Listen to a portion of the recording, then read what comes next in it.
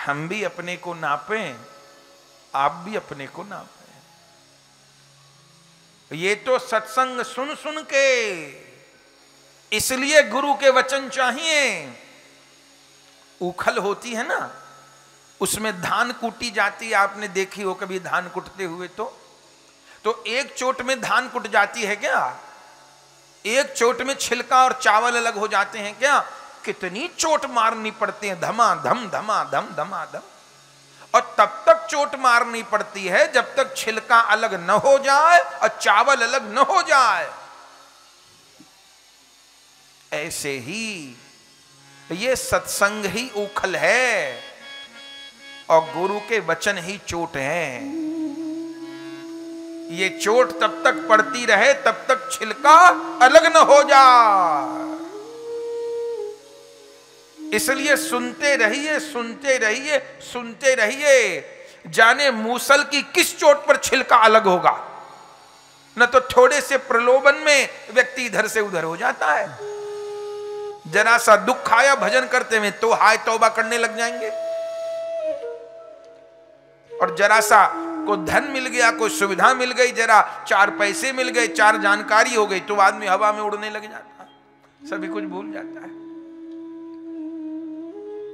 तो राय कहे सो धर्माचरण यही साध्य सार।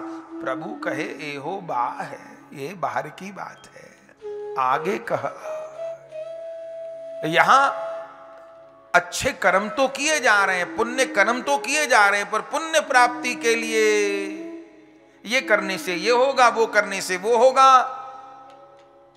कितने लोग सवेरे से शाम तक लगे ही रहते हैं। ये पाठ बीमारी के लिए कर रहे हैं, ये पाठ घुटना के दर्द के लिए कर रहे हैं, ये पाठ बेटे की पढ़ाई के लिए कर रहे हैं, ये पाठ बड़े बेटे के ब्याह हो जाए इसके लिए कर रहे हैं, ये पाठ बहू के बेटा हो जाए इसके लिए कर रहे हैं, ये पाठ व्यापार चल जाए इसके लिए कर रहे हैं, ये पाठ बेटी का ब्याह हो जाए इसलिए। हे भगवान, दुकान लगा रखी है, ये पाठ हो रहे हैं। ना से हाथों अच्छी है, चलो कुछ ना कुछ लेके बैठा हुआ। नासे हाथों अच्छी है पर कन्हैया नहीं मिलने वाला। यहीं घूमिए, पुनरपि जननम पुनरपि मरणम पुनरपि जठरी जठरे शयनम। हरि नहीं मिलने वाले, यहीं धक्का खाइए। स्वधर्माचरण यही साध्य सा। प्रभु कहे एहो बाहे। आगे कह आर, आगे कह राय कहे श्री कृष्ण कर्मार्पण यही साध्य सार। प्रभु सब कर्म श्री कृष्ण को अर्पण कर दिए जाएं, यही साध्य सार। प्रभु कहे एहो बा है। पहले तो दुनिया पुण्य कर्म में अटकी है, ये करने से पुण्य होगा, वो करने से पुण्य होगा। कोई जोर मार के इससे आगे बढ़े तो फिर ये बताया गया सब कर्म भगवान को अर्पण कर दीजिए। राय रामानंद जी कहे श्री कृष्ण कर्मा अर्पण यही साध्य। प्रभु कहे एहो बाह। बोले श्री कृष्ण को कर्म अर्पण को बाह क्यों बता दिया महाप्रभु जी ने?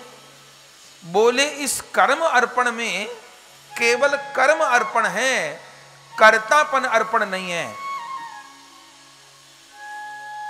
गैस बनी और गैस की गोली खा ली, ठीक, थोड़ी देर के लिए गैस ठीक हो गई, 4 घंटे बाद फिर गैस बनी।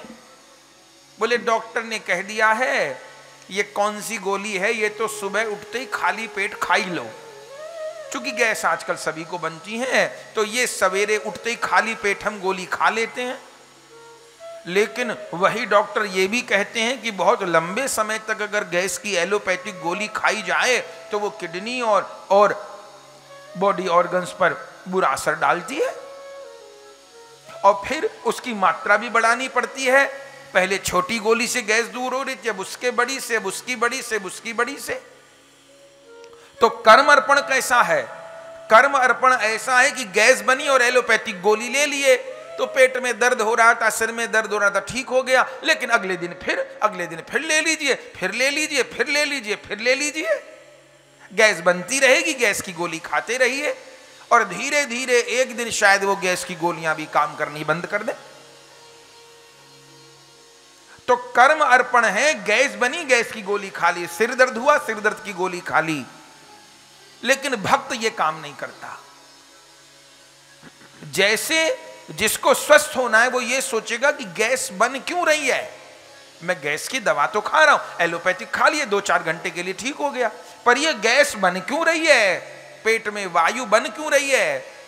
तो एक वैद्य ने बताया, उसने ये गैस भगाने की दवाई नहीं दी, उसने उसको जब नब्ज दिखाई किसी भारतीय वैद्य ने, उसने कहा आपके पेट में मल सड़ रहा है, आपका पाचन तंत्र खराब है, आप जो भी खाते हैं वो वस्तु पचती नहीं है, पेट में जाके सड़ती है, और वो भोजन सड़ने से वायु बनती है।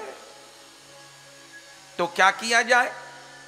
बोले एक तो जितना गैस वाला भोजन कर रहे हो, गरिष्ठ भोजन कर रहे हो, वो बंद करो, ठीक, और बासी भोजन बंद करो, देर रात भोजन बंद करो, ये भोजन करो, और उसके साथ में अपने पेट को साफ रखो।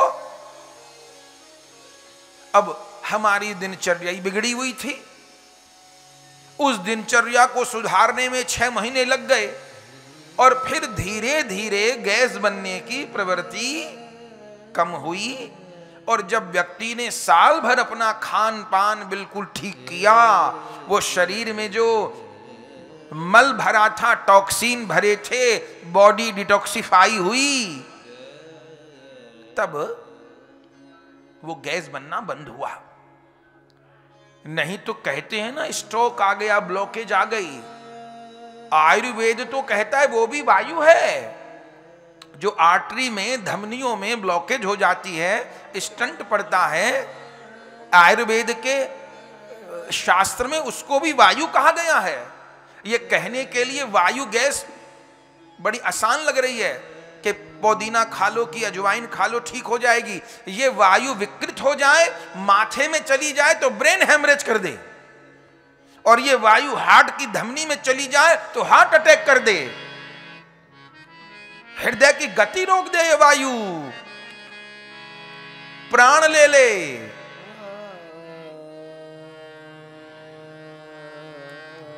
लेकिन हमने कहा भैया ये वैद्य जी क्या बता रहे, इतना लंबा खेल, हमारी तो वो दवा बढ़िया, एक गोली सटाक से खाओ, गैस ठीक हो जाए, अगले दिन फले भले फिर बन जाए, कोई बात नहीं, 10-20 साल गैस की गोली खाते रहिए, फिर ओपन हार्ट सर्जरी होगी, या ब्रेन हेमरेज होगा, या और कोई शरीर का अंग काम करना बंद करेगा। अरे जो पैरालाइज होता है, इसमें भी वायु विकार को दोष माना गया है। वायु ही जाकर के घुटने की, पैर की किसी नस को बंद कर देती है, वहां पर ब्लड सर्कुलेशन बंद हो जाता है और पैरालाइज हो जाता है, हाथ पांव काम करना बंद कर देते हैं। वायु से 80 प्रकार के रोग होते हैं। लेकिन हमको ये बात सब समझनी नहीं। हमको तो ये है कि 100 रुपया का पत्ता आता है, 15 दिन चल जाता है, कि चक्कर में पड़ना, गोली सटकली, कुछ भी खाओ पियो मजा करो। तो कृष्ण कर्म अर्पण ऐसा ही है, मैं कर्म करता रहूं और प्रभु को अर्पण करता रहूं। लेकिन गैस की गोली खाई पर गैस बनने की प्रवृत्ति दूर नहीं हुई। मैंने अपना कर्म श्री कृष्ण को अर्पण किया, लेकिन मेरी कर्म करने की प्रवृत्ति दूर नहीं हुई, गैस बनने की प्रवृत्ति दूर नहीं हुई। तो ये कर्म करने की प्रवृत्ति मुझे दूसरे जन्म में जरूर डालेगी, ये कर्म मुझे बंधन में जरूर डालेगा,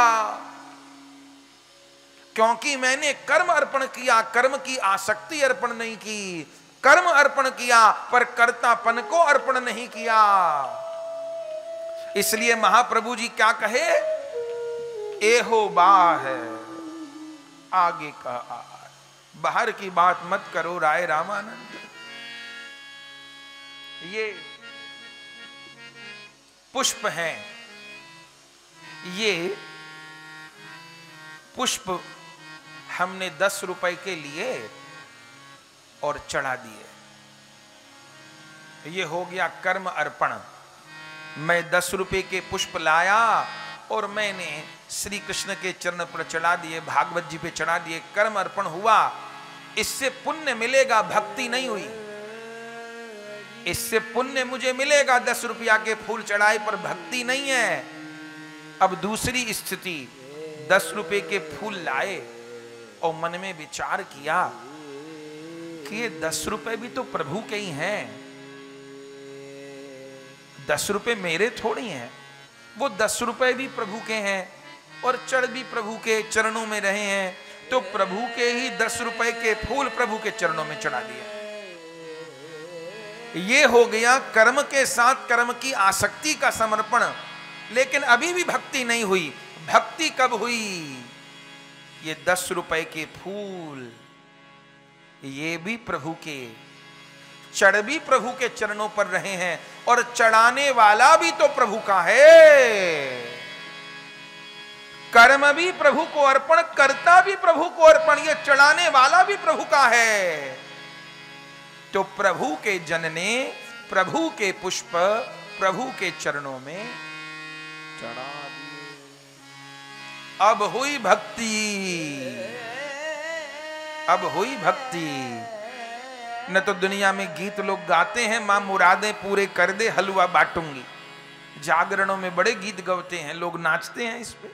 चलो अच्छा है, फिल्मी गाने पे नाचने से तो अच्छा इसी पे नाच लो। मां मुरादें पूरी कर दे हलवा बांटूंगी। लेकिन इनसे कुछ नहीं होना भैया।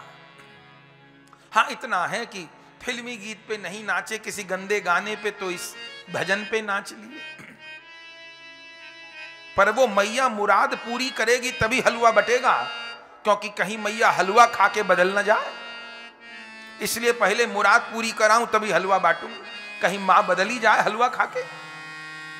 तो इस व्यापार से कुछ नहीं होगा। तो महाप्रभु कर्म अर्पण को भी बाह कह दिए। कितनी सावधानी की बात है। आगे कह राय कहे सर्व धर्म त्याग एही साध्य सा। प्रभु सब लौकिक धर्मों का त्याग करके भगवान गीता में कहते हैं आखिर में सर्वधर्मान परित्यज्य मामेकं शरणं व्रज अहम त्वा सर्व पापेभ्यो मोक्षयिष्यामि मा शुच। हे अर्जुन, समस्त लोग धर्मों का त्याग करके एकमात्र मेरी ही शरण में आ जा, मैं तुझको समस्त पापों से मुक्त कर दूंगा, तो मत घबरा। तो ये गीता जी के अनुसार ये सर्वधर्म त्याग ही साध्य सार है। महाप्रभु कहे एहो बाह, प्रभु कहे एहो बाह, आगे कहा राय आगे कहो, ये भी बाहर की बात है। अब जो भक्ति ज्ञान वैराग्य छिप के सुन रहे हैं, ज्ञान ने भक्ति महारानी से पूछा, मां ये महाप्रभु सर्व त्याग को बाह क्यों कह दिए? भक्ति ने कहा, बेटा ये जो गीता जी वाला सर्व त्याग है ना, ये विवेक से उत्पन्न है। हम इसकी चर्चा विश्वरूप जी के प्रसंग में कर चुके हैं। ये जो सर्व त्याग है ये विवेक से उत्पन्न है, ये अनुराग से उत्पन्न नहीं है, प्रेम से उत्पन्न नहीं है। भगवान को 700 श्लोक सुनाने पड़ गए अर्जुन को ये बात समझाने के लिए कि तू सब छोड़, तू मेरी शरण में आ जा, तुझे कोई पाप नहीं लगेगा, तू मत घबरा। न तो अर्जुन कह रहे थे ये करने से ये हो जाएगा, वो करने से वो हो जाएगा, ऐसा हो जाएगा, वैसा हो जाएगा, मैं ऐसे कैसे करूं, मैं वैसे कैसे करूं, मैं तो लड़ ही नहीं रहा, मैं तो सन्यास ले रहा हूं, मैं तो भिखारी बनूंगा, मैं तो बाबा जी बनूंगा। भगवान ने कहा नाटक मत कर, तू कोई बाबा जी नहीं बनने वाला, तू क्षत्रिय है, तू कोई बाबा जी नहीं बनेगा। तो क्या कर, तू युद्ध कर। बोले युद्ध करूं, मेरे चाचा खड़े, मेरे ताऊ खड़े, मेरे बाबा खड़े, मेरे ये खड़े वो खड़े। भगवान ने कहा ये कर्म मेरी सेवा मान कर कर, ये कौरव कैंसर बन गए हैं, इनका नाश कर, मुझे पाप लगेगा उनको मारने पर, ऐसा होगा, स्त्रियां विधवा हो जाएंगी, वर्ण संकरता फैल जाएगी, ये हो जाएगा। बहुत बातें कहीं गीता में आप पढ़ी। प्रभु को 700 श्लोक सुनाने पड़ गए, 18 अध्याय सुनाने पड़ गए, केवल ये बात बताने के लिए सर्वधर्मान परित्यज्य मामेकं शरणं व्रज अहम त्वा सर्व पापेभ्यो मोक्षयिष्यामि मा शुच। मेरी ही शरण में आ जा, सब धर्मों का त्याग करके मेरी शरण स्वीकार कर ले। तो इसलिए सर्वधर्म त्याग तो सर्व साध्य सार हो गया। भगवान ने कहा, महाप्रभु कहे एहो बा है। क्यों? ये इतना समझने और समझाने के बाद लिया हुआ निर्णय है। इतना समझाने के बाद, माने ऐसा समझिए कि मां ने बेटे को महीने भर तक समझाया, बेटा बाहर का खाना मत खाया कर, अशुद्ध चीज होती है, शरीर को नुकसान करती है बेटा, तेल रिफाइंड गंदा होता है, मैं घर में बनाऊंगी, तू बेटा घर में खाया कर, तू जो कहेगा मैं बनाऊंगी, भोग लगाऊंगी, तुझको पवाऊंगी। महीने भर तक मां ने समझाया। फिर 10 लोगों के उदाहरण दिखाए, देख वो बाहर का रोज खाते थे, वो बीमार पड़ गए, उनको बीमारी लग गई, उसको इन्फेक्शन हो गया, ये हो गया, वो हो गया। तब 2-4 महीना सुनने के बाद बेटे को बात समझ में आई कि नहीं, अब ढकेल का नहीं खाना, बाजार की चीजें मुझे नहीं खानी, मुझे मां के हाथ का बना हुआ खाना है। ठीक, लेकिन महीने भर तक उसने मां के हाथ का भोजन किया भी। महीने भर बाद उसका फिर दोस्त आ गया, बोले चल रहा है वहां भोजन करने। बोले कहां? बोले मां कहती है कि बाहर का खाना अच्छा नहीं होता, नुकसान करता। अरे मैं तुझको बताऊंगा, रेस्टोरेंट बहुत बढ़िया रेस्टोरेंट है, बहुत शुद्धता से बनाया जाता है, और स्वाद तो ऐसा कि तू दाल मखनी खाएगा तो खाते ही रह जाएगा। अरे राम, तो ठीक है, मां को मत बताना, मैं चल रहा हूं। ले जी, सबरा ज्ञान बह गया पानी, फिर चला गया खाने। ये विवेक के द्वारा सर्वधर्म त्याग ऐसे ही है। गुरु ने 100 बार समझाया, ये मत करना, ये मत करना, ये मत करना, ये मत करना, राधा माधव को ही भजो, उनसे ही प्रेम करो और उनसे ही सब कुछ मांगो, उनका प्रेम चाहो, संसार न चाहो। लेकिन जरा कोई बात आई तो गड़बड़ा गए। हमारे एक प्यारे वैष्णव बैठे हैं, नरवीर शर्मा जी, बहुत अच्छे वैष्णव हैं, बहुत अच्छा भजन करते हैं, बड़े अच्छे से भजन में लगे। कुछ दिन पहले इन्होंने एक जिज्ञासा की, बोले महाराज मैं आपकी कृपा से भजन में लगा, बड़े अच्छे से भजन कर रहे हैं, स्कूल में अध्यापक हैं, वहां विद्यार्थियों से खूब कीर्तन करवाते हैं, निताई गौरादिशाम करवाते हैं, एकादशी की प्रेरणा देते हैं। अध्यापक तो बहुत अच्छा काम कर सकता है।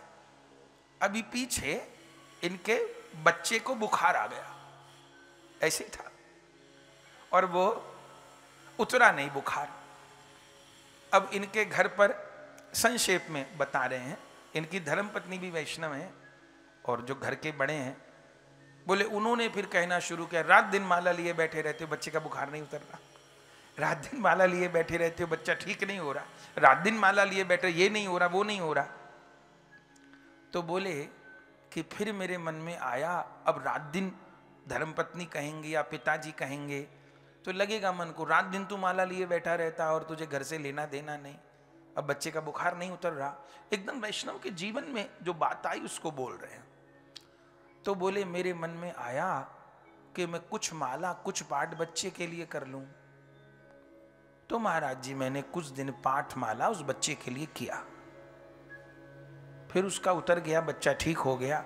फिर हमारे पास आए ये तो हमसे डरते हुए बोले मेरे से गलती हो गई ना, मुझे नहीं करना चाहिए था ना बच्चे के लिए पाठ, मैं तो कर ही रहा था राधा माधव की भक्ति, पर वो बार बार पत्नी और पिताजी कह रहे थे तुम रात दिन माला लिए बैठे रहते हो और बच्चे को तकलीफ है, तो मेरे से गलती।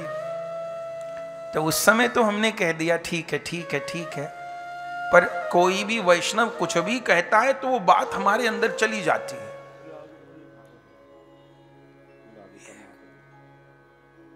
तो कर दिया तो कोई बात नहीं, पर आगे से नहीं करना, आगे से नहीं, ये हमारा मार्ग नहीं है,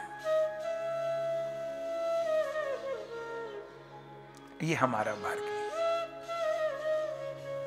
है। कठिन, लेकिन जिस ठिकाने पे आपको पहुंचना है वहां तो ये सब बातें जान पूछ के आगे आएंगी।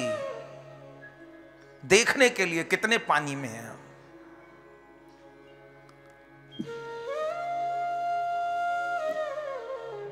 काल खड़ा होगा सामने, तब वैष्णव नहीं डिगेगा,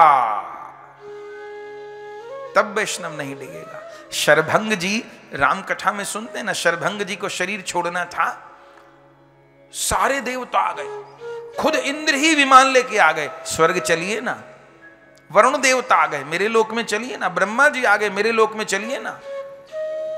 और शरभंग जी निश्चिष्ट बैठे रहे और कहा श्री राम आने वाले हैं, श्री राम का दर्शन करके तब शरीर छोड़ूंगा।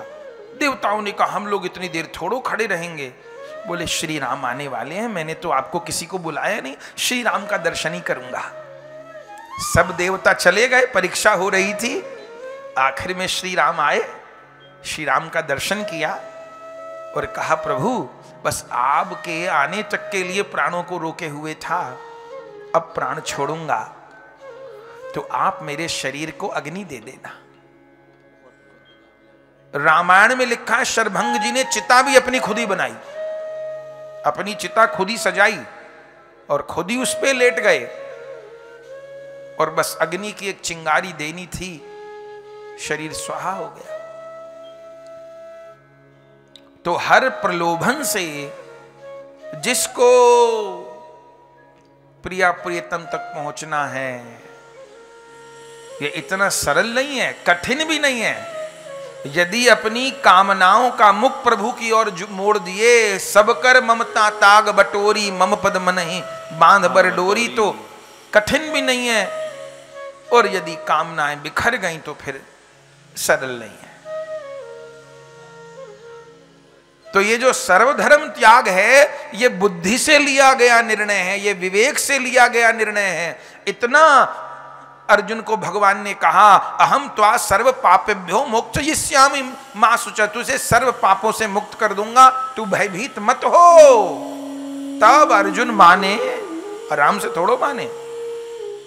और उधर गोपियां,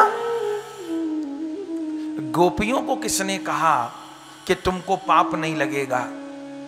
अरे गोपियों को तो सबने कहा तुम्हें पाप लगेगा, तुम अपने पति को बच्चों को छोड़ करके कन्हैया के पीछे पागल हो रही हो, तुम्हें पाप लगेगा, नरक में सड़ोगी, नरक में तुम नरक में गिरोगी, नरक में सड़ोगी। अरे दुनिया ने जो कहा सो कहा, जब सब कुछ छोड़ करके भगवान के पास पहुंची तो भगवान भी यही गाना गाने लग गए। अरे रात में आ गई 12 बजे, कुलीन स्त्रियों को ऐसे रात में नहीं आना चाहिए, तुम जरूर वृंदावन की शोभा देखने आई होंगी शरद पूर्णिमा को, लोग वृंदावन दर्शन करने आते हैं। यमुना जी देख ली, यमुना जी में दीपदान कर लो, कार्तिक लगने को है, वृंदावन की शोभा देख लो, बंसी बट की परिक्रमा कर लो, जाओ। भगवान भी परीक्षा ले सकते हैं, केवल संसार नहीं, भगवान भी परीक्षा ले सकते हैं। गुरुदेव तो नहीं लेते, पर गुरुदेव भी ले सकते हैं। अभी यहां सत्संग हो रहा है और कोई वैष्णव हमसे आकर के कहे कि महाराज जी वृंदावन की परिक्रमा करने जा रहे हैं, 3 बजे यहाँ गौर कथा शुरू होती है, वो 3 बजे हमको कहे गुरुदेव आज्ञा दो, वृंदावन की परिक्रमा को जा रहे हैं, तो हम क्या मना करेंगे? जाओ भाई, हमको वृंदावन में कोई कहता है मैं परिक्रमा को जा रहा हूं, दर्शन को जा रहा हूं, तो मना थोड़ी करेंगे, अच्छी बात। लेकिन उसको सोचना चाहिए कि अब परिक्रमा करके भगवान मिलेंगे कि या कथा सुन के भगवान मिलेंगे, ये तो उसको निर्णय करना, हम तो नहीं मना करेंगे। और वो ये कहे नहीं गुरुजी समझा देते कि भाई सत्संग सुनो, अब परिक्रमा में मत जाओ, आगे पीछे कर लेना परिक्रमा। लेकिन नहीं, गुरुदेव ये बात नहीं कहेंगे, क्योंकि इतने दिन सत्संग सुन के ये भी नहीं समझ में आया।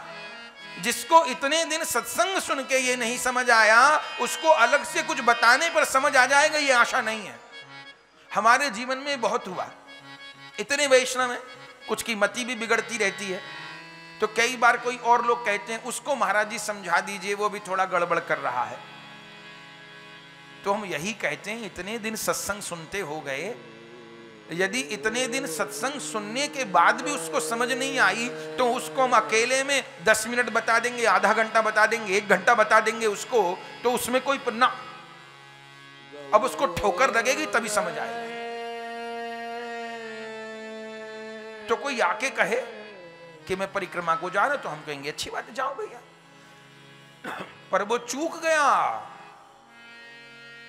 उसके पास समय है और वो यहां बैठकर गौर कथा नहीं सुनना चाहता। तो यदि वो गौर कथा छोड़ करके दर्शन को भाग रहा है, परिक्रमा को भाग रहा है, तो इसको भी भक्ति मार्ग की बहिर्मुख वृत्ति कहा जाएगा। सावधान। वृंदावन परिक्रमा करना बहुत अच्छा, पर तुम्हें सत्संग के समय करनी थी परिक्रमा। न शास्त्र पर भरोसा, न गौर कथा से प्रेम, न गुरु की वाणी से प्रेम, तो घूम लो। भीड़ की भीड़ वृंदावन आ रही हो, भीड़ की भीड़ जा रही है, ठीक है, कुछ मिल जाए तो ठीक है। ये तो एक साधक को, अपने ऐसे साधक भी हैं भैया, 10-10 दिन वृंदावन रह जाएंगे। ऐसी ऐसी प्यारी बहनें हैं, ऐसे ऐसे वैष्णव हैं, महीना महीना भर को रह जाएंगे और एक भी दिन दर्शन को नहीं जा पाएंगे। पूरा दिन सेवा में बीत गया और मन में ये आता भी नहीं कि हमसे दर्शन नहीं हो पाया हमको, कि वृंदावन में आके दर्शन। इसका अर्थ ये नहीं कि हम दर्शन को मना कर रहे हैं, पर भैया इस भक्ति मार्ग में स्तर है। नाम निष्ठा कितनी है, गुरु निष्ठा कितनी है, धाम निष्ठा कितनी है। हम धाम में आ गए, हो गए सारे दर्शन, फिर जो हो जाए सो ठीक है। ये वृंदावन की सीमा में आ गए, यहां की रज को माथे से लगा लिए, हो गए सारे दर्शन, करिए, अच्छी बात है। पर कोई मंदिर न छूट जाए, कोई मठ न छूट जाए, कोई स्थान न छूट जाए तो ठीक है। कुछ मिल जाए तो बता देना, घूम लीजिए। तो सर्वधर्म त्याग यही साध्य सार, प्रभु कहे एहो बा है। नहीं तो पहले व्यक्ति संसार में भटकता है, फिर वृंदावन में आके भटकता है। वृंदावन में आके भी भटकने वालों की कमी नहीं, पहले संसार में भटकता है, फिर वृंदावन में आकर के भटकता है। बहुत कुछ मत सुनिए, बहुत कुछ मत करिए, बस लग जाइए। ये गौर कथा तो अंतिम वस्तु है। यहां महाप्रभु जी अंतिम माखन निकाल देने वाले हैं, अंतिम घी को प्रकट कर देने वाले हैं। पर ये मन नहीं मानता।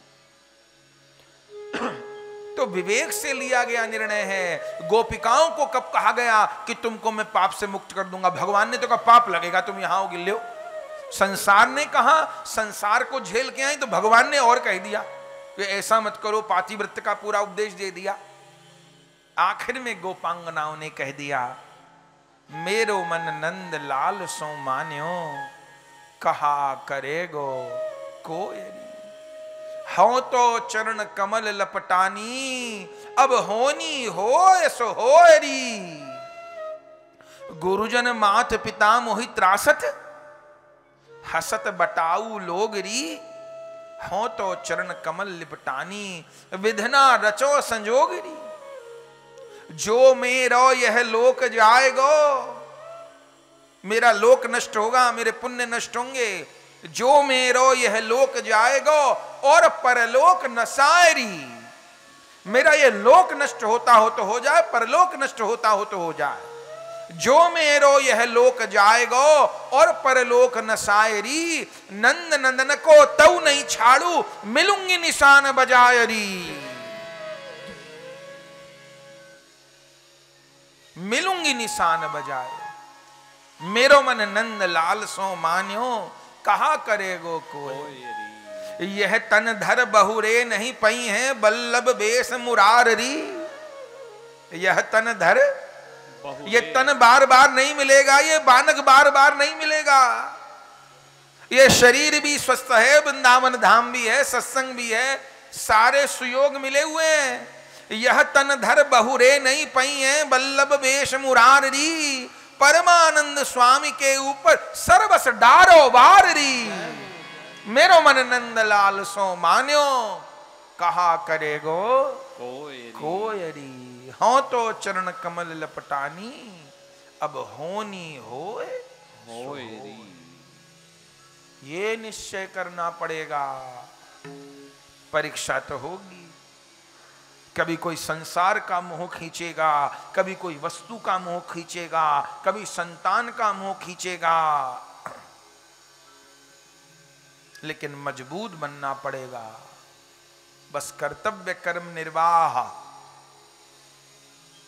अपना मन बुद्धि चित्त तो शामा शाम को समर्पित करना होगा। तो विवेक से निर्णय लिया है महाराज अर्जुन ने, अच्छा निर्णय लिया है, लेकिन विवेक से लिया है। इसलिए वो अभिमन्यु के मरने पर रोते भी हैं। गीता तो शुरू में ही सुन ली, अभिमन्यु तो बाद में मारे गए। रोते हैं, मेरे बेटे को उसने मार दिया, मैं जयद्रथ को मारूंगा, शपथ लेते हैं। फिर भगवान समझाते भी हैं, लेकिन बार बार अर्जुन डगमग दिखाई देते हैं। भीष्म पितामह को कुछ होता है तो रोते हैं, उनके 5 पुत्रों को अश्वत्थामा मार देता है तो अश्वत्थामा को पकड़ के लाते हैं, छुरा भोंकते हैं, मणि निकालते हैं, तमाम चीजें होती हैं। उनका निर्णय बार बार डगमग होता है, क्योंकि विवेक से लिया गया निर्णय है। लेकिन गोपांगनाओं का जो निर्णय है वो प्रेम से लिया गया निर्णय है। अभी तो विवेक से बात समझ में आई है, सत्संग में गुरु लोग समझा रहे हैं ये करना है ये नहीं करना, लेकिन अब उपासना करते करते शामा शाम में प्रेम पैदा कर लें। बात ये है, बात को समझिएगा। अभी तो गुरुदेव का सत्संग प्रिय लगा, हम लोग साधना में लग गए, सवेरे उठने लग गए,